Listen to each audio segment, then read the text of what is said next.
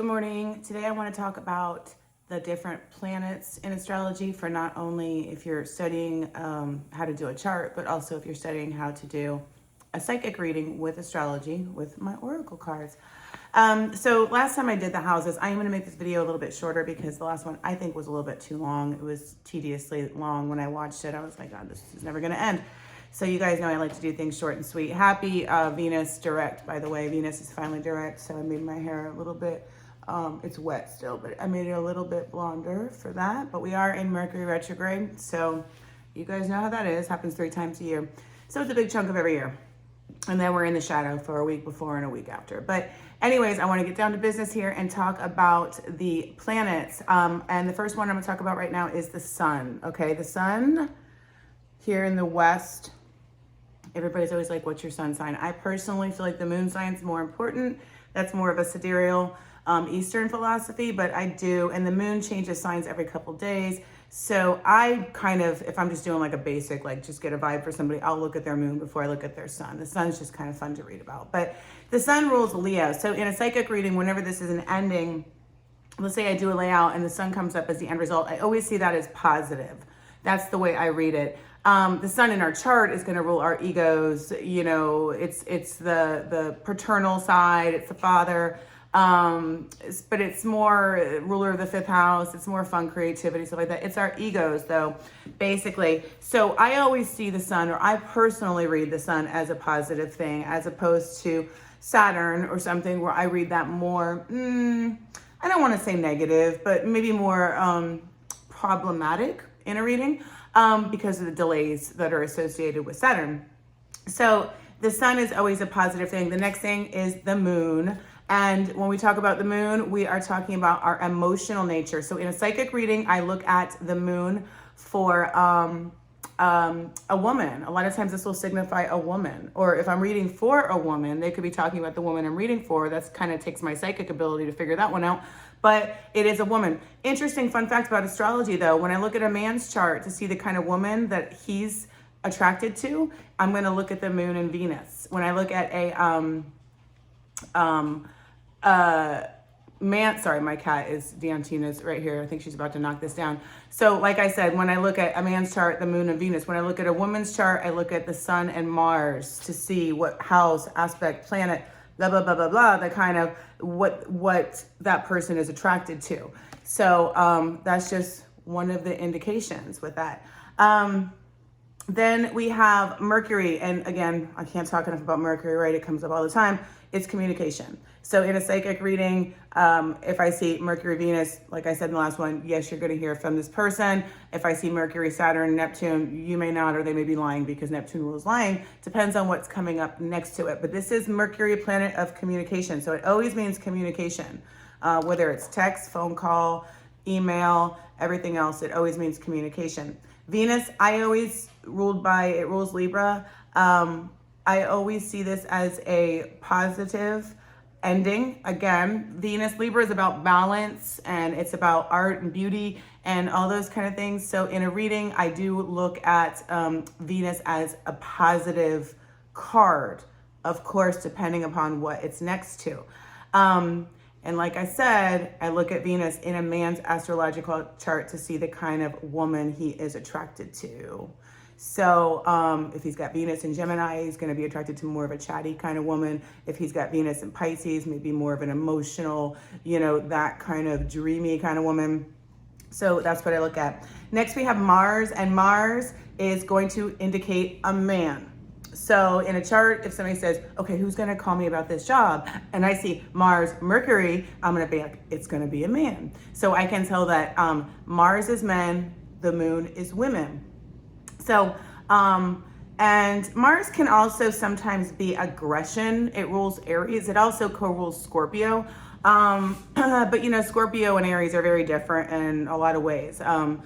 Scorpio is more slow and steady, maybe more prone to holding on to a resentment, where Mars is like, oh, you know, it's fire. It's in your face a little bit more.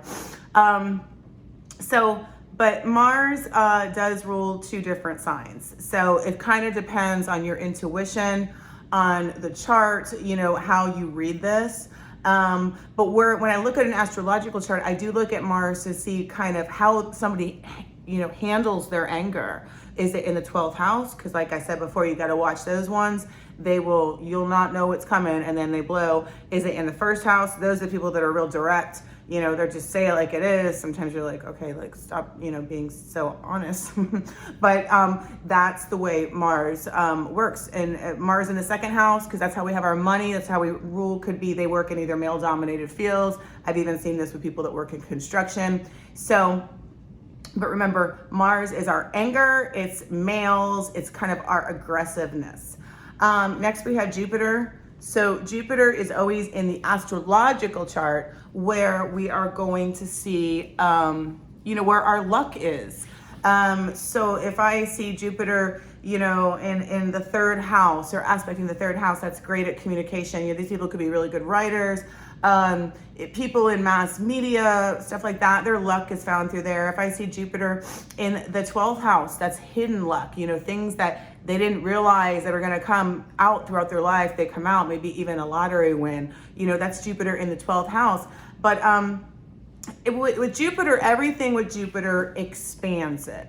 So, and everything with Saturn diminishes. So when I see Jupiter aspecting, the 10th house, which is our careers, I would see an expansion in the career or a tendency towards that. On a health level, I've seen Jupiter square, Leo, which Leo to me health-wise is indicative of the heart area. So sometimes I've had to read and I've been like, hey, is there something up with your heart? It feels like there's an enlarged heart, and I've been right about this stuff. And in astrology, we just have tendencies that we have to watch out for. So that's really what Jupiter is. But more than anything in a psychic reading, it's a lot of something because it is expansion. If I see Jupiter, second house, Venus, ooh, a lot of money. If I see Jupiter, Neptune, 12th house, ooh, a lot of lying. So it's a lot. It's abundance. Okay.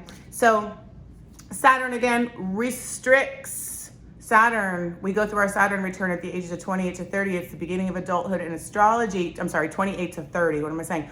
28 to 30 years old is the beginning of adulthood in astrology. So with our Saturn return is where we learn how to be an adult. We usually go through some karmic type of lesson during that time. And if we don't deal with it then, we repeat it another 28 years later.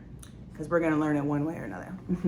That's the way Saturn works. So again, I read it as restrictions, okay? So if I see in a psychic reading, if I see, something with maybe Saturn in the 5th house, I'm like, okay, are you having problems with one of your kids? Probably the firstborn because they rule the 5th house. If I see Saturn, squaring the 2nd house, I'm going to see some delays with finances at that moment. It doesn't mean it's going to be that way forever because we do have transits and everything else and things change. But it's kind of like it's necessary because Saturn gives us that discipline that if we don't have that discipline, we're just not going to make it happen. It doesn't matter how creative or talented or intelligent or educated you are. Everybody's got to have a certain level of self-discipline. So Saturn is about self-discipline. So it's not like it doesn't have the greatest reputation because let's face it, it's not always fun to be self-disciplined, but it's so necessary for growth for all of us to discipline ourselves. So that's Saturn. Uranus right here, ruler of the 11th house. Again, when I see this in a psychic reading, it's something all of a sudden. It's similar to the 11th house. It's very similar to the 11th house. So, and it could be good and bad, but it's sudden, it's unexpected. Unfortunately, it can be car accidents all the way to winning money, to, getting that dream job, to somebody buying you a new car. It can be a million different things depending on what's next to it, but expect the unexpected with Uranus. Pluto is all about endings or transformation. In a relationship, I'm like, okay, if the person's like, am I going to stay with this person or not? And I see Pluto, Saturn, there's going to be an ending. So it doesn't mean that the ending's forever because Lord knows, the way relationships are, we, are back and forth with people all the time. And I see that constantly with people. But at that moment, there's some sort of an ending coming up. So it isn't it. Sometimes too with mediumship stuff, not that I try to do that so much, but when I do read for people and when I was doing readings and people would pass in or their animals would sometimes come in, I would describe situations that happened around the time they would just kind of their death, letting me know that they're around. I would see Pluto before. It's like, I'm still here, but you know, just on another screen for a little bit. Neptune, health-wise, allergies, addictions, blah, blah, blah, blah, blah. But Neptune in a psychic reading, I always read it as deception. And it's not even purposeful deception. Sometimes somebody will get a new job and they'll be like, is this a good job? It'll be like Mercury retrograde or something. And I'm like, I don't think this job is exactly what you think it is, you know? And then later they'll come and be like, oh my God, were you right about that? It was totally not what they portrayed it to be. And it's not that they're necessarily being liars. It's just that our communication sometimes is off. Neptune rules confusion. So in a psychic reading, that's what I look at, is kind of like, this isn't clear, you know? Neptune's got that fantasy thing around it too. Like filters on selfies. I can't filter this. But filters on selfies are very Neptunian. It's like, it's kind of hazy. Like everything's a little bit too perfect. North Node is the future, and it's like in Vedic astrology, we have Rahu and Ketu, and these are what we look at for future and past and that kind of stuff. They're angles. So the North Node is going to be the future. So if somebody says a reading, even though I don't believe in predicting time because it's not linear, I'll be like, in the future at some point I see this. And of course, the South Node obviously is the equivalent of Ketu in the Vedic chart, is basically the past. So if it's like South Node, Mercury, Venus, Mars, okay, you're going to be hearing from a man from your past. If it's, you know, South Node, Uranus, sixth house, first house, some health issue from the past is going to reappear. So that is my little show about the planets. Next time we'll get into cards. Okay, this wasn't too terribly long this time. All right, guys, have a great weekend. Or I guess the weekend's over. But anyways, have a good day. Thanks. Bye.